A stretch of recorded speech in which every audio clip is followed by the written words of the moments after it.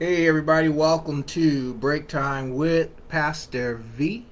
Thank you for being here. Don't forget to say hello and let me know that you are listening and where you're listening from.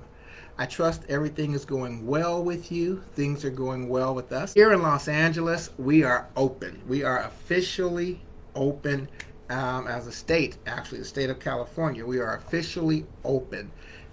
Minimum mask requirements. We can go back. In fact, the Dodgers had their first game in which everybody was welcome. It was a sold out crowd, thousands of people sitting shoulder to shoulder, very few with masks on. So we're adjusting to that. But I began asking the question this morning. It says, "What now?" And thinking, what was God's purpose for us? What was God's purpose for you? And or how is God using COVID? How does he use us as a church at Zion Temple? How does he use you in your personal lives? So I realized that God never takes us through anything without purpose. And we have the tendency, everyone wants to go back, right? We want to get back to normal. We want to get back to what we're doing. We want to get back to being able to get haircuts, pedicures, back to things that benefit us, back to church as well. However, God rarely does anything and that you go back to the same situation, the same place, and the same manner. So I began asking, what are lessons I've learned, and what and can God do differently, or does God want to do differently? So I kind of wrote down some notes for me, and maybe if you can relate, just type in "I can relate." One lesson that I learned is I was too busy, and really too busy with things that didn't matter, like I thought they mattered. And if you can relate to that, just say "I can relate." And how do I know I was too busy and with things that didn't matter? Because when all those things got cut out, guess what? Life still went on. It was different. I survived. I got rest. I'm not as tired as I was. I was just going. The other thing I learned is that Jehovah Jireh, that God provides. Part of my going and going and going was financially driven, trusting God, but still doing more than I had to do, which at the time I thought is what I had to do. Can anybody relate? How do I know that I was doing too much again? How do I know that God provides? Because when all that stopped, everything God has provided for, I learned that God wanted to make me a better leader through this whole process, sitting and listening and becoming more visionary and seeking him for vision and trying to follow through with what he gave me. And I'm still working on that. So I became a better leader through COVID, through having to be able to sit down. As a church and leader of a church, as a pastor, I learned that God is not bound to structure or to, I guess, to structure or to our standards. For instance, God was not bound to 11 o'clock service or 11 o'clock service and having people come into church. We invite people to come to church. What God did for us was invited us as a church to go to the world. And I never really thought about it before. I mean, I knew we were to be in evangelism and to evangelize the world, but I never thought about how, when I went through the scripture to see, Jesus really never invited people to the synagogue. In fact, I didn't see in the synagogue where where Jesus had a positive experience, that he was pleased to be there, that the people were welcoming, people were growing. Almost in fact, every situation that I can think of with him being in the synagogue was negative. The people were mad because he healed on the Sabbath. They were mad when he read from the scripture in the synagogue and told them that he was the Messiah, that he had come to proclaim liberty, to set free those who are bound. Every instance in the synagogue, the religious folk, the leaders, ended up mad at Jesus because he was not traditional at all. And so that was probably the biggest lesson as a church that I've learned, is that God's calling us out of the world, out of the church to go out into the world. So now, as we go back, as you go back to work, as you go back to your lifestyle, to what it was, what has God called you to do differently? Um, I was reading Ezekiel 22, and in Ezekiel, the Lord is, telling of the injustice that Israel had begun to. They had adopted the world's position. There was bribery. There was false imprisonment, much like what's going on today, right, with our racial situation. It was the same thing happening there.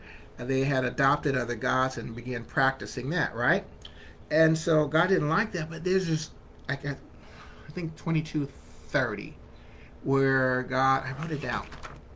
God's asking, who's the one? I can't find a man who would go on my behalf. And I think when God does change and he wants to give second chances, from what I can see, he uses people to help initiate that change, to invite people to change. So my question is, God, how are you going to use us in this time as we go back?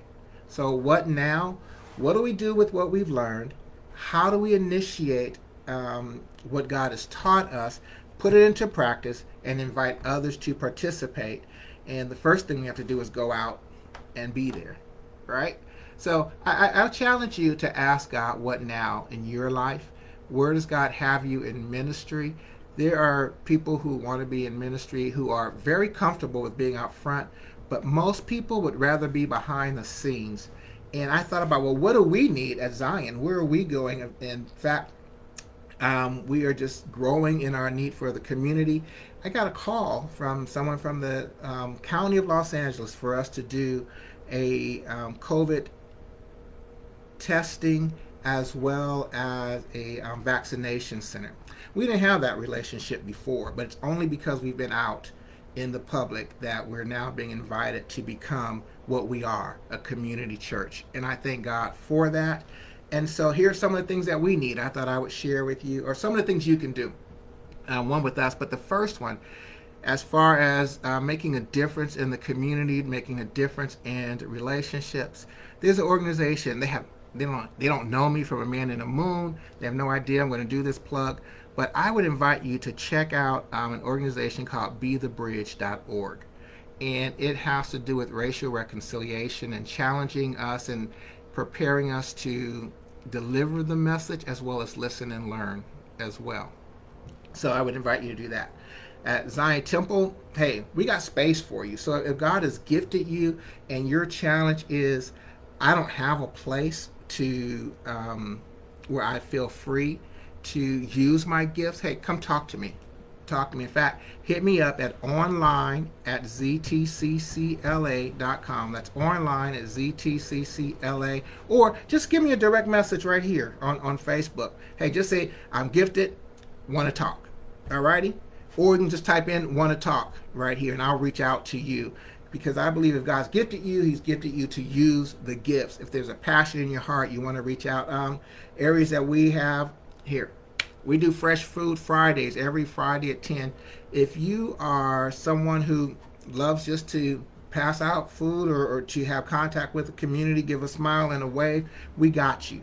Come hit me up and just let me know. And you can come at 10 o'clock on Fridays. We are there. Then on June 26th is when we're going to do the vaccination. We'll be passing out food as well, COVID testing thing. Hit me up if you want to participate in that and just making that available to the public. We are going to need people to help pass out flyers to get that information out during the next week. If you have audio visual skills and you want to be behind the scene, you don't want anybody to know, what you do, or you don't need that recognition, hit us up. We need your help. We can use it to be a blessing to the ministry. Now, I'm not saying that's just for us, but wherever you are, whatever ministry you're in, I'm just trying to show there are areas that you can use. Some are out front, some are behind the scenes. We're looking for content creators. If you're someone who wants to do, TikTok for the ministry, let's do it. Let's do it. Why? Because God is calling us to go out into the world. That's our market. It's no longer inside the church. Once people are there, sure, we'll have things so that you can grow as well. But first, God is calling us not to be switching churches and getting people from other churches. There are people out there in the world who simply want to know, even after COVID, how can you care for me? Let's meet that need. God's got us. Alrighty. So thank you for listening to me rattle, but I pray that you would ask the question, what now? What was all of this that we've gone through? What was it for? What is God trying to do? Not to the world, but through you to the world, because He's got you. He's got something for you.